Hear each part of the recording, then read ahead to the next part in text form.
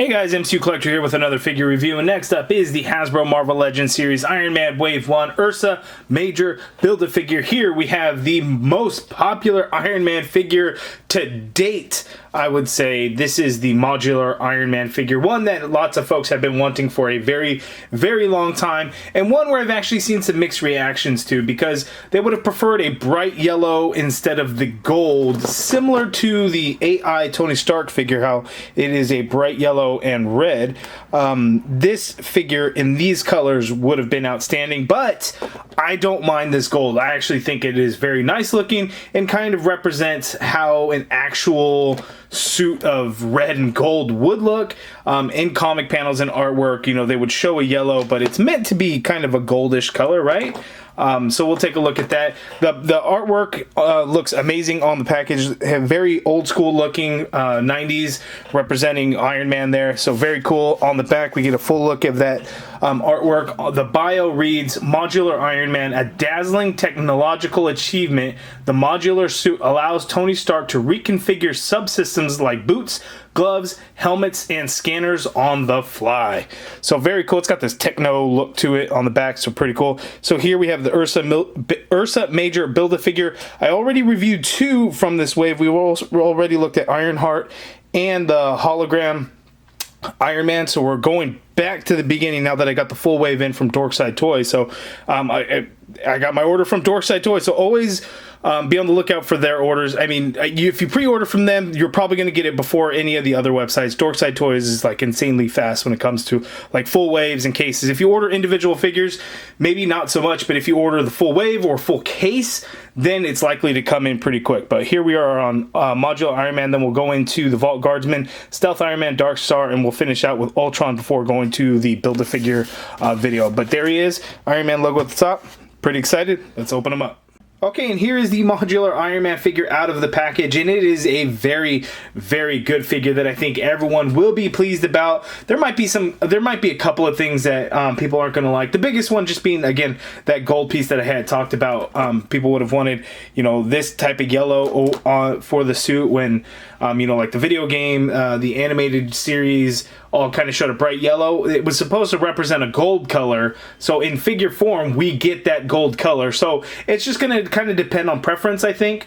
So we'll kind of go in there and talk about that as we zoom in. I want to talk about the accessories. He does not come with a Build-A-Figure part for Ursa Major. They know this figure will sell well without a Build-A-Figure piece since it is a 7-figure wave. In terms of accessories, we have these damn repulsor blast effects, and a lot of the figures in this wave have these same effects. So there they are. I'm not even going to talk about it because we see them over and over and over and over and over again. Out of the package, he actually has these open hands with the peg hole for those repulsor blast effects. The cool thing about these ones is they're actually hinged. So unlike the Iron Man figures lately where it's kind of a static hand so you could do the repulsor blast effect, we do get a hinge on these. So that's kind of nice that we go back to that. And that's it for the accessories. These are the ones that actually come on the figure out of the package. I already swapped out the fists. So the fists come off of the figure, open hands on the figure. So there he is. He is awesome. Let's zoom in, take a closer look at the figure. Okay, so here's an up-close look at the Iron Man figure, and damn, he looks good. The best part about this guy is the metallic red that they use. Yes, there is some marbleization in some areas. It's not as obvious as some other figures really show a lot of marbleization, but there is some throughout all the metallic red portions. But damn, it just looks good. One really cool thing that I like is it's not paint. So there's gold paint in some areas, but a lot of what we're going to see with the metallic reds is not going to be a painted color. It's going to be an actual molded plastic. And there's a couple of ways that they do this, and it works out really well, I think. So this top torso chest piece, it actually looks like it's a separate piece that's glued onto the figure. So you can have the gold portion, you know, if that's going to be like the plastic color or then the paint of it. But the red is a separate piece that's glued onto it to give it that nice metallic red. So it's not painted, and they didn't do it like the metallic red and then paint gold over it, which makes it stand out and look so much better. If you look at like the Bleeding Edge armor figure, you notice that there is like molded metallic red in there, and then like the gold is actually like painted on there. Whoop, focus. It just doesn't look as good. It doesn't look as nice of a gold, if that makes sense. But this really takes kind of from that and really improves upon it. Even like the 80th anniversary Iron Man figure, how that one is a nice red color and into the gold. It's very similar to that. But here you can see it's obvious different pieces. You know, you have a torso piece, then you have the arms that are different. Because this also has gold and red on the torso, again, it's that separate piece. These shoulders, there's actually gold up underneath. As you can see, the hinge is still red, but the shoulder pad piece here is metallic red. It's a piece that's glued onto that shoulder ball, so it's a whole separate piece, which again helps give it that nice metallic red that then matches the torso and helmet and everything like that. But man, that just looks really good. Right there in the center where the arc reactor would be, nice gold color. It's smooth and clean. Looking at the back, that just looks really good. You could see the difference with that metallic armor, the metallic red, and then into the metallic gold. Going down, not a whole lot in the back of the figure. We get some areas of gold there on the sides, and even still, like this portion here is a separate piece that's glued in. So that's not like part of the sculpt and then just painted over. It's a whole separate piece that's glued in there. Same goes for here on the thighs, and because that moves with the thigh, so it's not part of the sculpt there. You know, we get some areas like right there, it's going to be gold paint. The forearms, even that piece is a different piece that's glued on there. So it's just really nice when you see kind of some of those differences there. Here on the knee pads, though, we get gold paint, and you can see a little bit of that gold over onto the red of the knee pad. But oh, it just looks really good. I love the metallic red. Just came out looking fantastic. Really, really like the way it looks. Looking at the helmet, that looks really good. Not really any color in there. We kind of get some black paint in there for the eye lenses or eye slits, and nothing really else, nothing going in there as far as showing a glow or anything like that. So it's just kind of black, and what you see, the little bit of white, is going to be the glare of the bright light coming through on that. The gold of the faceplate, that is a separate piece that's glued into the head sculpt, so that's how they can get it very nice and clean looking. That's good. So I've seen some artwork. It depends on the artwork. So these lines up here on the top of the helmet, sometimes they're painted gold, sometimes they're not. So it just kind of depends on the art. That's why you don't see any gold on this one. So I'm okay with it. But he looks badass. Now let's zoom out for his articulation. Okay, so the articulation for the modular Iron Man. The head is on a ball hinge, but it's very stiff in the way it's shaped. It's hard to get him to look down without popping the head off, but he can look down that much. Getting the head to look up, again, you're going to pop that off. He can look up that much, so if you get into some fight poses, he can kind of look straight out like that. You're not really getting a whole lot of pivot in there. Again, it's a very snug fit, so it's just not really going to happen. You get a full rotation, of course. The head keeps wanting to pop off.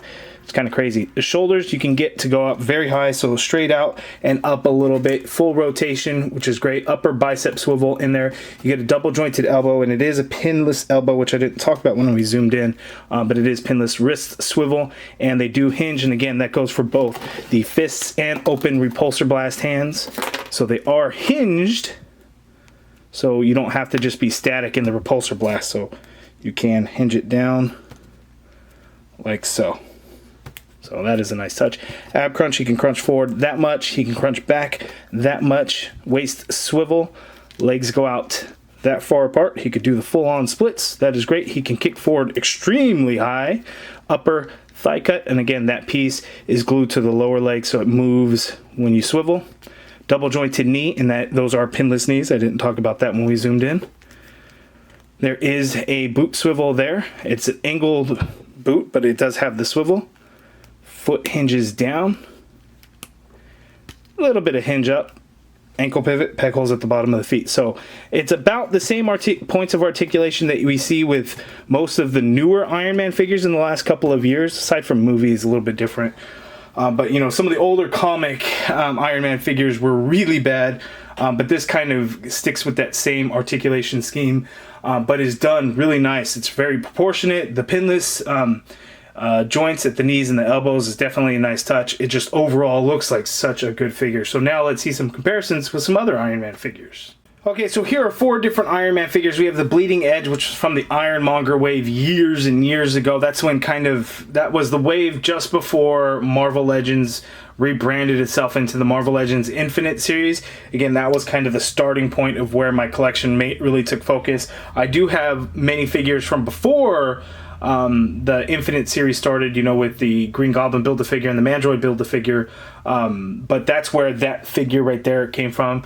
Then we have the 80th anniversary Iron Man, and we have the Okoye Build-A-Figure Invincible Iron Man there. So these are kind of all the red and gold type ones, and clearly the modular Iron Man really stands out.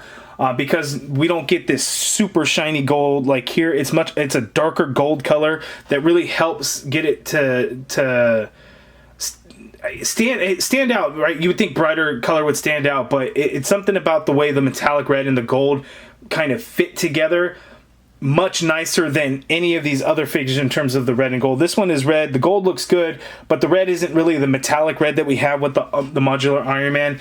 The Bleeding Edge ends up looking a little pink in color. So it's that darker gold and that deep metallic red that just really contrast together to really help get it to stand out and just look the best. So initially I was thinking, oh, you know, it's a great looking Iron Man figure. I don't know that it's going to be my favorite. It's very quickly becoming my favorite Iron Man figure. Just, you know, not only take the nostalgia factor out of it, and from an action figure standpoint, the overall aesthetics and articulation hit all of the marks on what a good action figure is. But you guys let me know down in the comments below which one is your favorite Iron Man figure, MCU, comic, whatever, because there's so many to choose from. But you guys let me know down in the comments below which one is your favorite. Again, I'm leaning towards the modular Iron Man, not just because it's the newest. It benefits for being the newest for all the latest technology on how they do action figures like pinless and stuff, but it's executed extremely well. Okay, and here are the 3 figures from the Ursa Major wave that I have now reviewed. We have Ironheart, the hologram Iron Man figure, and the modular Iron Man figure. And of course, it being my favorite Iron Man figure, it's very likely that this will be my #1 figure in the wave. Ultron's probably going to give it a run for its money, but man, what a fantastic figure. I think everyone's going to want it. He is the double pack, so in theory, he should be fairly easy to acquire. I mean, Dorkside Toys even had him in stock for the longest time. I ordered it from Dorkside Toys when it was in stock. These are the 3 figures that I ordered when they were in stock before I got charged for the full case. So last I saw, Dorkside Toys still had him in stock. I don't know if they do at the moment. If they do, I will include a link in the video description below so you can get an order in for the modular Iron Man figure, because I do think it's one that you should not pass up. Even though it's double packed and should in theory be easy to find in stores, I wouldn't take the chance on it, because I think people are going to really buy this one up. Iron Man's a very popular character in action figure form. This one will be no different, and this one will fly off the pegs pretty quickly. So I think, you know, if you see it, pick it up. Okay, there's my review on the modular Iron Man figure. Whether it's going to be the nostalgia factor hitting you with, you know, the old Marvel vs. Capcom games, the old comics, the Iron Man animated series, whatever it is that's going to hit it for you, I think this one's definitely gonna check all those boxes for the nostalgia. Just a good Iron Man figure, everything about it, overall articulation, aesthetic, top-notch figure in my opinion. Hasbro absolutely killed it on this one. But you guys let me know down in the comments below, what are your thoughts on this modular Iron Man figure? Is it one that you absolutely need, or is it for whatever reason you're going to be passing because there's just too damn many Iron Man figures, which I do agree there are. And in fact that we got a whole Iron Man wave that has 3 actual Tony Stark Iron Man figures, even though the hologram is hologram, but 3 Iron Man figures plus Ironheart, which is almost like a 4th. That's a lot of Iron Man figures in one wave, and just one of the previous waves we got an Iron Man figure in the AI Tony Stark, right? So that is a lot of Iron Man. So you guys let me know down in the comments below. Do you give this one a pass on that, or do you just mad because there's too many Iron Man figures? Let me know in the comments below. If you guys like this video, please do me a favor and hit that thumbs up button. Subscribe if you haven't already done so, and as always, thank you for watching.